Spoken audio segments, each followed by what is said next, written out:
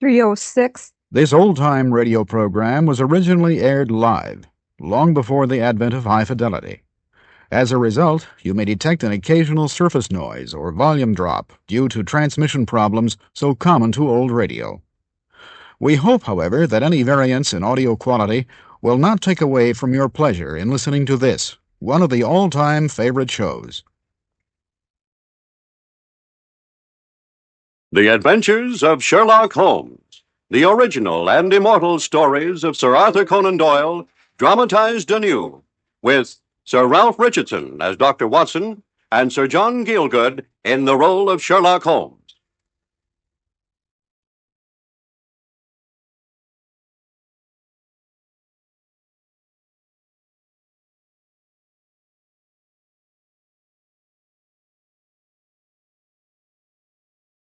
And now, The Adventures of Sherlock Holmes, with Sir John Gielgud as Sherlock Holmes and Sir Ralph Richardson as our storyteller, Dr. James Watson. To Sherlock Holmes, she was always the woman. The woman, Watson. The most elegant, the most enchanting of her sex. Born in New Jersey in the year 1858, prima donna La Scala, Imperial Opera of Warsaw, retired from the operatic stage to live in London. The woman, Watson. Irene Adler.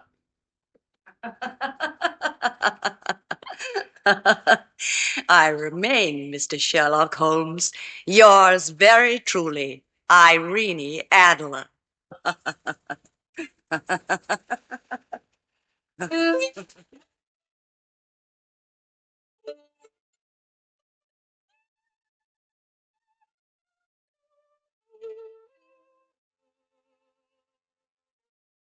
It was in 1888 that we encountered her.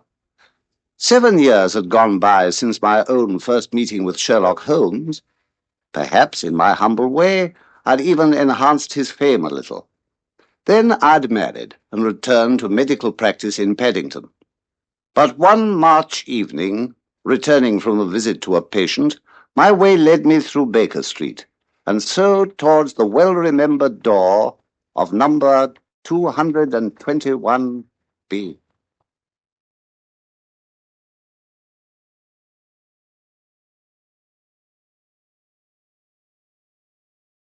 Who is it? Oh, Watson, what a splendid piece of luck. I'm delighted, really. You're the very man I most wanted to see. You're very kind, Holmes. Sit down, my dear fellow, sit down. The old chair. Oh, you can't think how lost I've been lately without my Boswell. Oh, thank you, thank you. By the way, you didn't tell me you intended to go back into practice. But how'd you know I had? You know my methods, Watson. If a gentleman walks into my room smelling of iodoform and with a bulge in his top hat to show where he's secreted his stethoscope, I'd surely be very dull indeed if I didn't know he was an active member of the medical profession. Oh, poor myself, Holmes. It's the old story. It's as clear as daylight when you explain it. And yet, I'd say my eyes were nearly as good as yours for observation, you know. Oh, you think so, do you? Then pray make use of them now, Watson, and tell me what you see in this letter that has just come by special messenger. Read it. They will call upon Mr. Sherlock Holmes tonight, a gentleman who desires to consult him. His recent services to one of the royal houses of Europe have shown that Mr. Holmes may safely be trusted with matters of the utmost discretion. He is not to take it amiss if his visitor wears a mask. Aha. Well, well. Just so, Watson. Intriguing, is it not? But what on earth do you imagine it can mean, Holmes? Well, I've no data yet, and it's a fundamental mistake to theorize before one has some data. But the notepaper man, what do you deduce from that? Oh, well, it's very thick, tinted pink. Couldn't be bought for under £0.50 a packet, I'd say, so the writer must be fairly well-to-do. It's rather a peculiar paper. That's the very word, Watson. It isn't English paper at all, you see. Hold it up to the light and look at the watermark. Large E, small g, large P, large G, with a small T. Which stands quite simply for Gesellschaft, German for company. The P is for Papier, of course. And the EG? For Egria. A glance at the Open Continental Gazetteer on the table there will show you, Watson, that... The It is the only city in a German-speaking country where the main factories are paper mills. Yeah. You've marked it, Holmes. Wonderful. Not so far from Carlsbad and in Bohemia. Quite so, Watson. And since our distinguished visitor... But here he comes, if I'm not mistaken, in a brougham and pair by the sound of it, and a pair of beauties at that, I'd guess. Look, there, you see? 150 guineas apiece, those horses, or I'm no judge. There's money in this case, if there's nothing else, Watson. And here I break my narrative for a moment to describe our singular visitor of that far-off evening. 6 feet in height, with the chest and limbs of a Hercules, a deep blue cloak lined with flame-coloured silk, an opulent and barbaric apparition indeed in our drab old England. And across his face, a black vizard mask.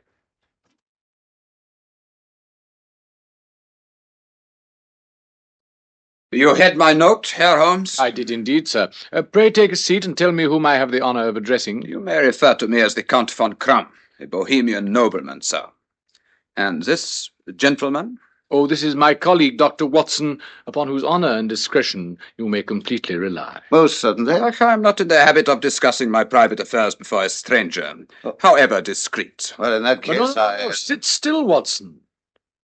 You must confide in both of us, or neither, Your Majesty. What?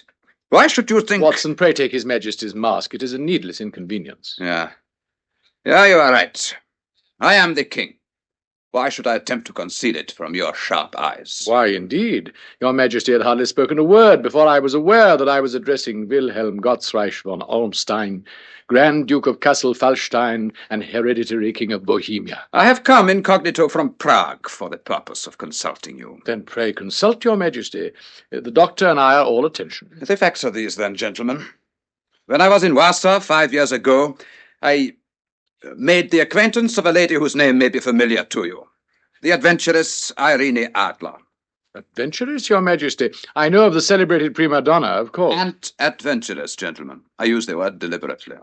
I see. I take it, then, that Your Majesty became somewhat indiscreetly involved with this young person. I did. I will not deny it. I was young. I was only the Crown Prince then. And there were some compromising letters, no doubt, which Your Majesty wishes me to recover. Precisely. But how did you know? Because I know something of the world, Your Majesty, even sitting in this humble room of mine in Baker Street. There was no secret marriage or anything of that sort. None, Herr Holmes. But I fail to follow you, sir. If the lady should produce her letters for blackmail or any other purpose, how would she be able to prove their authenticity? Do you think I did not ask her so, Herr Holmes, when I begged for their return? I asked her that very question. How was she to prove their authenticity? But your writing, Wilhelm, it's so distinctive. I could swear it had been forged. Your private notepaper, Wilhelm. Stolen. Your seal, Wilhelm. Imitated. Your photograph, Wilhelm. What? I will swear it all, Irene, and you are without a case against me. You forget, Wilhelm. You surely forget, my dear friend. What do I forget? That we are both in the photograph together, hand in hand. Love, Wilhelm. And a little too much champagne, perhaps. Just a little. That magic night. Irene, you wouldn't dare to expose me. No, Wilhelm? But I may consider myself to have been deeply wronged. You can have half my fortune. You promised it to me before. I beg of you, Irene. I am to be married. So I've heard, Your Majesty. To the second daughter of the King of Scandinavia. A most politic match. She will be enchanted, no doubt, when I send her the photograph. Irene, you... On the day that your betrothal is proclaimed, my dear. That very day. Oh, Wilhelm. Poor, compromised Wilhelm. And I tell you that she will do it, Herr Holmes. If only you knew her, you would never doubt it for a moment. She always keeps her word. There are no lengths she would not go to rather than that I should marry another woman. So it appears. You've made some attempts yourself, sir, no doubt, to recover the photograph. 5, and none successful. And when will your betrothal be made public, Your Majesty? On Monday next. Oh, then we still have 3 whole days, Watson. It's really quite a pretty little problem in its own way. You must place yourself entirely at my disposal, Herr Holmes. That my marriage should take place is of political consequence to all Europe. I should be most happy to save all Europe as soon as I've dealt with 1 or 2 other small matters that are already engaging my attention at the moment. Good night, Your Majesty. Dr. Watson will show you out. But do you promise me success? Your manner is somewhat casual, I may say. If you leave me an address, I shall drop you a line. You will find me at the Langham, under the name von Kramp. Thank you. And as to money... You have carte blanche. For immediate expenses, this bag contains £300 in gold and 700 in notes. Oh, will you take charge of this, Watson? Just 1 more question, Your Majesty. The photograph you speak of was cabinet size. It was. Uh-huh. And you will surely require Miss Adler's address as well. Well, it might be as well to have it, yes. It is Brioni Lodge, Serpentine Avenue, St. John's Wood. Ja. Gute Nacht, Herr Holmes. Und Sie auch, Dr. Watson. Good night, Your Majesty.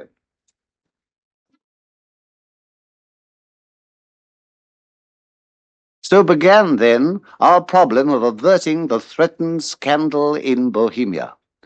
I called on Holmes next evening and found him in the disguise of a drunken-looking horse-groom. Pass me my makeup tray, would you, Watson, and I'll tell you the whole thing while I remove the semblance of the inebriated Bert Stevens. Then back to Sherlock Holmes. Well, no, into someone else, I fancy. Yes, an amiable nonconformist clergyman, I think. That should serve admirably. Really, Holmes? Rather simple-minded, perhaps. White-haired and short-sighted. Now, look here, I have the whole outfit ready. You see, baggy trousers, broad black hat, egg stains on the waistcoat. Oh, splendid, splendid. I suppose you want me to serve as your curate, even more simple-minded. No, only as yourself, Watson. Hey. Oh, forgive me, my dear fellow, I didn't mean... Well, quite so. Now, while you're making up, tell me the tale of your adventures, Holmes. Very well. It happened like this, Watson. There was I, Sherlock Holmes, got up as a horse-coper, sitting in the pub opposite, watching Briony Lodge. Of course, I stood the local cabby to a beer, and soon got all the information I wanted. About Miss Adler. About Miss Adler. She's the daintiest thing under a bonnet, it appears. She's turned the head of every man in the neighbourhood. Pass me the cold cream, would you, Watson? Or does she have a great many male visitors? No, only one. That's the very crux of the whole matter. 1 moment, I must just whiten my eyebrows. This visitor of Miss Adler's, Watson, a certain Mr. Godfrey Norton of the Inner Temple.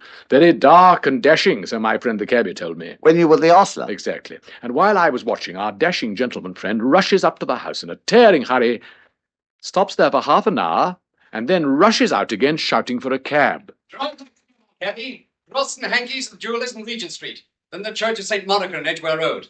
Half a sovereign if you do it in 20 minutes. And a moment later, out of Briony Lodge dashes someone else, Watson. What? Miss Adler. You saw her? Yes, at last.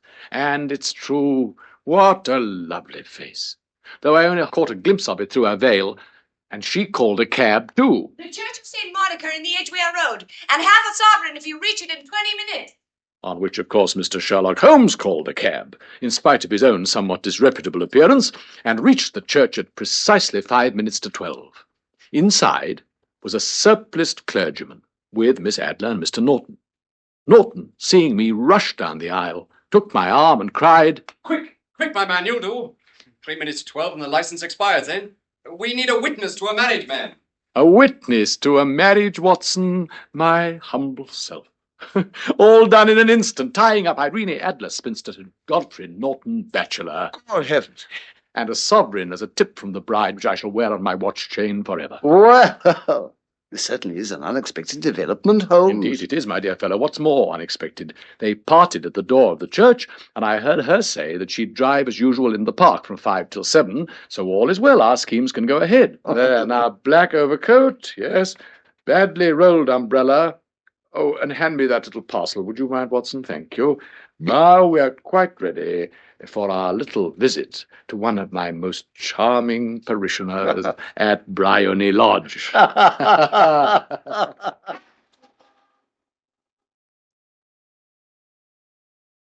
In a moment, we continue this week's story in The Adventures of Sherlock Holmes. This concludes the first part of this cassette. Please turn the cassette over and begin again on side 2.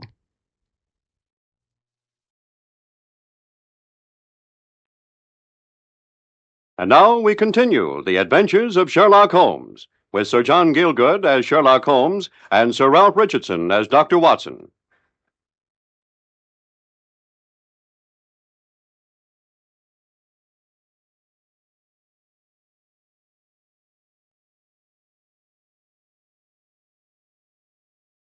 Good, good. Here we are, Watson, almost there. Now let me give you your final instruction. I'm all eagerness. You don't mind breaking the law, of course. Not in the least. It'll hardly be the first time in your company. Very well, then. Now, whatever happens, simply do exactly what I tell you. Do I ever do anything else? You'll find rather a busy scene when we reach the house. I've already made arrangements. Some little unpleasantness, perhaps. A fight among some drunken guardsmen, for instance. I take it they'll be confederates of yours. Certainly. The street will be full of my confederates. I think I've engaged almost every out-of-work actor in London. Oh, the place will be thronged, Holmes. What am I to do? You just take this parcel, Watson. Quickly, put it in your pocket. What on earth is it, Holmes? A kind of bomb. A kind of pray what? don't drop it. Yet, Watson. It's just an ordinary plumber's smoke rocket, fitted with a cap to make it self-lighting when it's thrown. And what do I do with this remarkable device? Why, you throw it, Watson. You'll station yourself in the shelter of a laurel bush, which you'll find growing immediately outside the sitting-room window. And when I'm inside the house... But how do you manage to get in? Just wait and you'll see.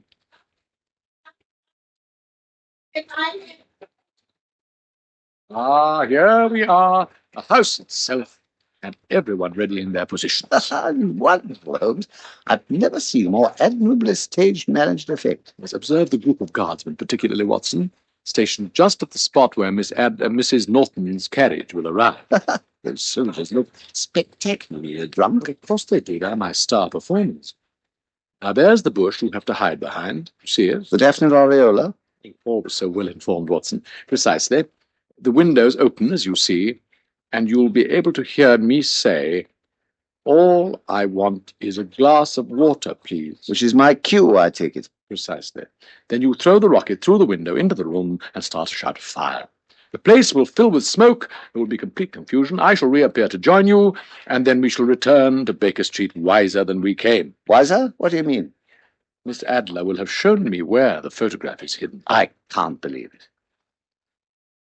Aha, but here she comes, Watson. Look, that's her cab now.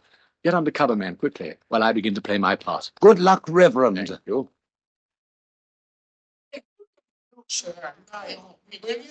On the Blooming Street. Leave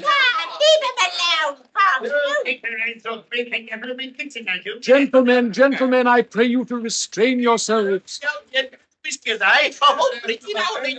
beg you to stand back, gentlemen. Let the lady alight from her carriage.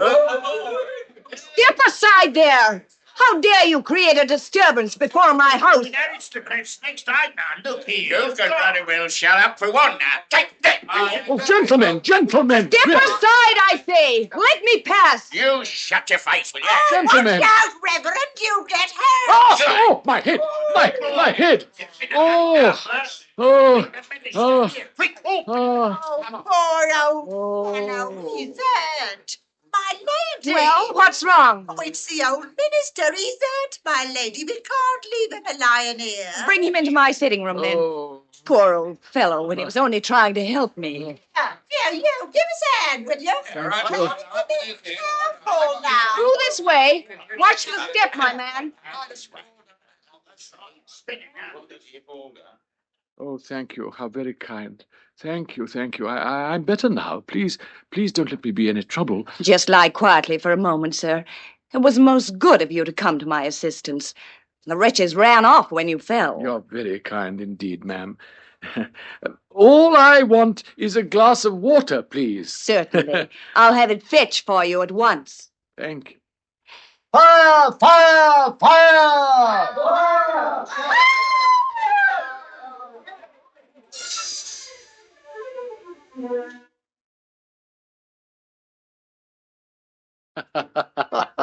Well, Watson. Good old Watson. Well, I'm delighted, Holmes. Your team played their parts to perfection. Well, so did you, my dear fellow. I knew I could rely on you. So, you got the photograph? Of course not, Watson. What? Well, then what in heaven's name was it all about? I wanted to find out where it was hidden, my dear fellow. And did you? Of course, I told you. Miss Adler showed me. Showed you? Oh, come home. My dear Watson, when a woman thinks that our house is on fire, she rushes for the one thing she values most. A married woman grabs her baby, an unmarried one her jewel box.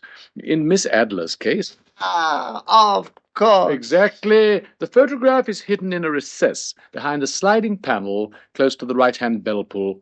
I even caught a glimpse of it before she realized that the fire was a false alarm and thrust it back again. And what will you do now? Send a telegram to His Majesty and have some dinner. Tomorrow morning we shall visit Bryony Lodge again. His Majesty will come with us. About 8 o'clock, before the lady is yet up. We shall be shown into the sitting room to await her, and when she comes down, she will find neither ourselves nor her photograph. No doubt it will delight the king to get it back with his own hands. Wonderful, Holmes. It's a masterpiece. Wonderful. Well, here we are home again, or at least you are. I've still to get back to Paddington. Oh, you would insist on getting married, Watson. But come in, won't you, while I take my disguise off and stay for a bite of dinner? Good night, Mr. Sherlock Holmes. What? Did you hear that, Watson? What? Oh, it's a young man there going down the street? Yes, but I thought I recognized the voice. Something about its tone, you know. Oh, no. Just a passing acquaintance. I dare say. I am delighted here, Holmes. Quite delighted. I take back my suspicions about your lack of interest. Your Majesty is very kind. I presume all we have to do now is... Search the hidden panel while they go to fetch her. Simplicity itself. I'll ring the bell. And you tell me she is really married, Herr Holmes? To the English lawyer named Norton. But here's her housekeeper. Well, gentlemen? Good morning. May we see Miss Irene Adler, please? You are Monsieur Sherlock Holmes, I presume. I am. How did you know that, pray? My mistress told me to expect you. She left with her husband by the 5:15 from Charing Cross to the continent. She's left England? For good, monsieur. Herr Holmes, the photograph! Quickly, through this way! Monsieur, mais Oh, great heavens, Watson, she can't be gone. Looks like it. Look, there's the panel you mentioned. Yeah. Open and empty. No, Doctor. Look, there's something still there. Ah. The photograph itself. What? No, it's a different photograph, Your Majesty. Different? Yes. Look, sir. A photograph of Miss Adler alone. Without your hand in hers. Oh, Gottes Willen. What does it mean, Herr Holmes? Why, she's actually fooled me. Me, Sherlock Holmes. Oh, there's a letter too, Watson, with my name on it, dated midnight. Dear Mr. Sherlock Holmes, you really did it very well. I had been warned against you and told that if the king employed an agent, it would certainly be you. Even after I had shown you what you wanted to know, I still found it hard to think evil of such a dear and kind old clergyman. But I have been trained as an actress myself, you know. Male costume is nothing new to me. I slipped it on as quickly as I could while the bomb still smoked, and followed you and your friend to Baker Street, and so made sure I really was an object of interest to the great Mr. Sherlock Holmes. I even imprudently wished you good night. Of course, that boy who passed us in the street. My husband and I both thought that flight was best when faced with so formidable an antagonist. Aha, thank you. As to the photograph, your client may rest in peace. I love a man better than he ever was, and suddenly decided this very morning to agree to his proposal of marriage. Did you know that too?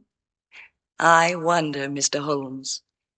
I only kept the wretched photograph to safeguard myself, but I give your client my assurance that I will never use it. I leave instead another photograph of myself alone for him to keep as a memento. And I remain, dear Mr. Sherlock Holmes, very truly yours, Irene Norton, née Adler. What a woman! What a woman! She would have made such a queen if she had only been on my level. Yes, from what I've seen, she's indeed on a very different level from you, Your Majesty. Oh, you've failed, Holmes. What? For once you've failed. No, Herr Doctor. She will not break her word. She will never trouble me again.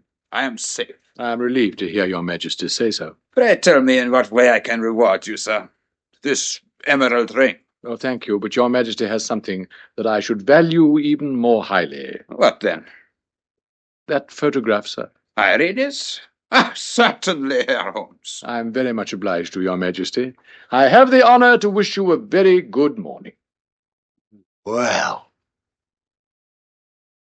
And that was how a great scandal threatened the kingdom of Bohemia, and how the clever plans of Mr. Sherlock Holmes were beaten by a woman's wit.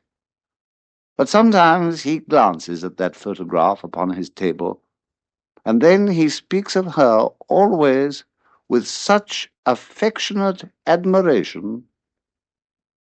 The woman, Watson. The woman.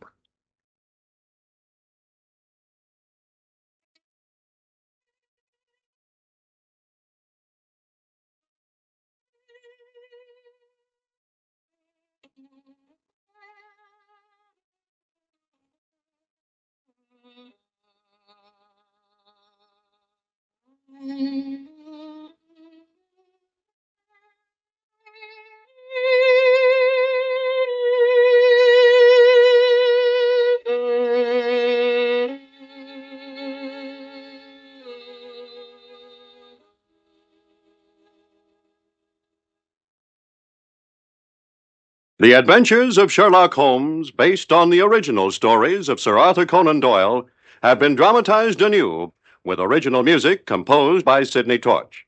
Sir Ralph Richardson played the part of Dr. Watson, and Sir John Gielgud that of Sherlock Holmes.